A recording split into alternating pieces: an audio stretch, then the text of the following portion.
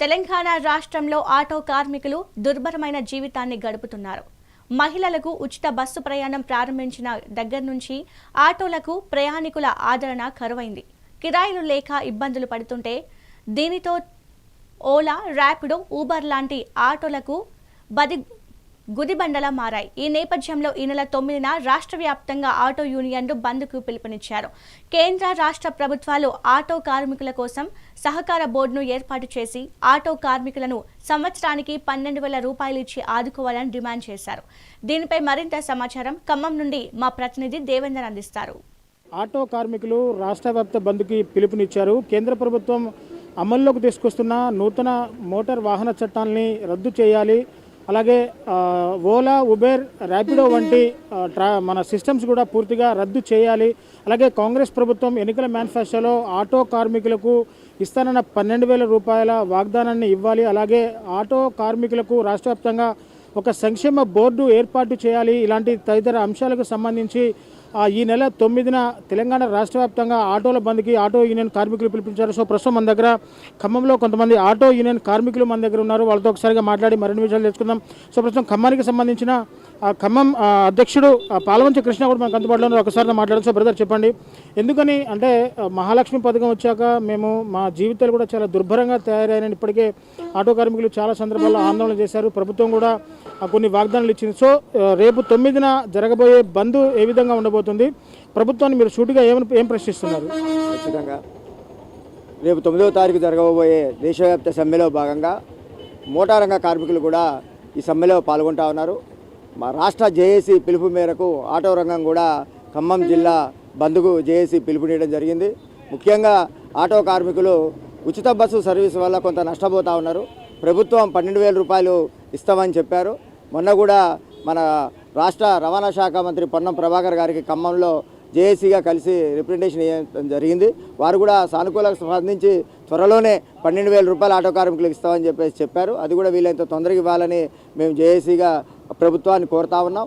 అలాగే ఈ మధ్యకాలంలో ఓలా, ఊబరు, రైడ్ సంస్థల పేరుతోటి ఆటో ఆన్లైన్ వ్యాపారం చేస్తూ ఉన్నారు. దీంట్లో ముఖ్యంగా ఆటో కార్మికులు నష్టపోతూ ఉన్నారు. దీంట్లో భాగంగా ఏమవుతుందంటే ఒక్కొక్కరు పోటీ పడి మరి 40 రూపాయలు ఉన్నది 30 ఉన్నది 20 రూపాయలు, కనీసం 20 రూపాయల సర్వీస్ కూడా రాకుండా ఇబ్బంది అవుతూ ఉంది. కేంద్ర ప్రభుత్వం ఏదైతే మన పార్లమెంట్లో అమిత్ షా గారు ప్రకటన చేశారో సాకార యాప్ అనేది ఒకటి ఏర్పాటు చేస్తామని చెప్పారు. ఈ సాకార యాప్ను వీలైనంత తొందరగా ఏర్పాటు చేయాలని ఖచ్చితంగా అందరం కూడా పబ్లిక్ సర్వీస్ కోసం ఏదైతే ప్యాసింజర్ దేవుళ్ళు ఉన్నారో వాళ్ళకి ఖచ్చితంగా మా సహకారం అనేది ఖచ్చితంగా ఉంటుందో 10 రూపాయలు అటు ఇటు అయినా ఇబ్బంది లేకుండా సర్వీస్ చేస్తాం. మేము కూడా అప్డేట్ అవుతాం. ఖచ్చితంగా వారు ఇళ్ళ దాకా పోయి వాళ్ళు ఏదైతే ఆన్లైన్లో బుక్ చేసుకుంటే ఇళ్ళ దాకా పోయి సర్వీస్ చేయడానికి మేము సిద్ధంగా ఉన్నాం. కాకపోతే ఏంటంటే ఈ ఓలా, ఊబరు, రైడు పేరుతోటి ఆటో కార్మికుల్లో పొట్టలు కొట్టే ప్రయత్నం చేస్తారు. కమిషన్లతోటి వాళ్ళు బాగుపడుతున్నారు తప్ప కష్టపడి 3 లక్షల రూపాయల ఆటో ఫైనాన్స్లో తీసుకుంటే 4 లక్షల రూపాయలు అవుతా ఉంది. ఆయన కిస్తీలు కట్టుకోవడానికి ఇబ్బంది పడుతూ పక్కన అలాంటి సంస్థలు బాగుపడుతున్నాయి తప్ప నిజంగా రోడ్డు మీద చలి అనేది లేకుండా, వర్షం అనేది లేకుండా, ఎండ అనేది లేకుండా కష్టపడే మాకు 500-600 కంటే కూడా ఎక్కువ మిగులుతలేదు. అందుకే ప్రభుత్వం స్పందించి ఎమ్మటే ఈ యాప్ని అనేది క్రియేట్ చేయాలని చెప్పేసి మేము కోరుతా ఉన్నాం. అలాగే ఆటో కార్మికులు, నిరుపేదైన ఆటో కార్మికులకు తెలంగాణ ప్రభుత్వం ఏదైతే ఇద్దరమ్మ ఇల్లు ఇస్తామన్నారో దాంట్లో నిరుపేదలైన అర్హులైన ఆటో కార్మికులందరికీ కూడా ఇందిరమ్మ ఇల్లు ఇవ్వాలని, అలాగే ఆటో కార్మికులకు సంక్షేమ బోర్డు ఒకటి ఏర్పాటు చేస్తామని తెలంగాణ గవర్నమెంట్ అనేది ప్రకటన చేసింది. వీలైనంత తొందరగా అది కూడా ఏర్పాటు చేయాలని చెప్పేసి మేము ప్రభుత్వాన్ని కోరుతా ఉన్నాం. Thank you. సో ఇంకో ఆటో డ్రైవర్ కూడా మనకు అందుబాటులో ఉన్నాడు. సో అతనితో కూడా మాట్లాడదాం.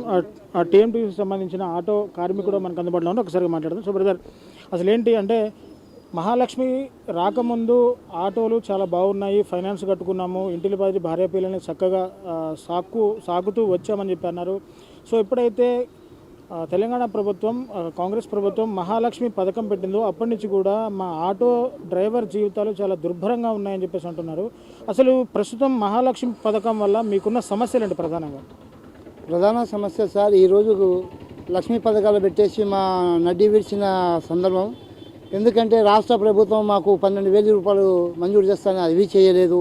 కేంద్ర ప్రభుత్వం కూడా మమ్మల్ని దృష్టిని గుర్తుపెట్టుకొని అమలు చేయవద్దుగా కోరుతున్నాం. ఐఎన్టీసీ తరఫున, కృష్ణన్న తరఫున ప్రతి ఒక్క డ్రైవర్లు కూడా చాలా ఇబ్బంది పడుతున్నారు. ఈ ఓలా ఆటోలు పెట్టడం వల్ల ఏమవుతుందంటే ప్రతి ఒక్కళ్ళు కూడా వస్తారు, ఎక్కించుకొని పోతారు. డ్రైవర్లకు కూడా ఇబ్బంది అవుతుంది. దీనివల్ల ఏంటంటే కిస్తీలు కట్టలేకపోతారు. మళ్ళీ ఈ మధ్యన ఏంది ఫ్రీ బస్సులు కూడా పెట్టారు. దానివల్ల కూడా డ్రైవర్లు చాలా ఇబ్బంది పడతారు.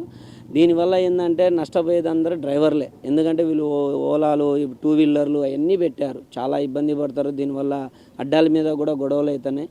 దీన్ని ఎట్లన్నా బంద్ చేయాలని ప్రతి ఒక్కరిని మనస్ఫూర్తిగా కోరుకుంటున్నాను. కృష్ణాన్న కూడా ధన్యవాదాలని చెప్తున్నాను. నేను ప్రతి మంది సహకరించాలని కోరుకుంటున్నాను. ఇదైతే బంద్ చేయాలని కోరుకుంటున్నాను.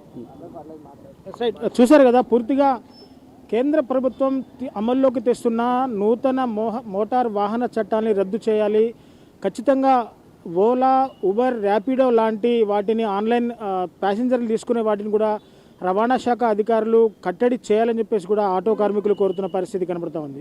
ఇక తెలంగాణ రాష్ట్రంలో మహాలక్ష్మి పథకాన్ని అమలు చేసిన దగ్గర నుంచి ఆటో డ్రైవర్ బతుకులు చాలా ఛిద్రమైపోయాయి.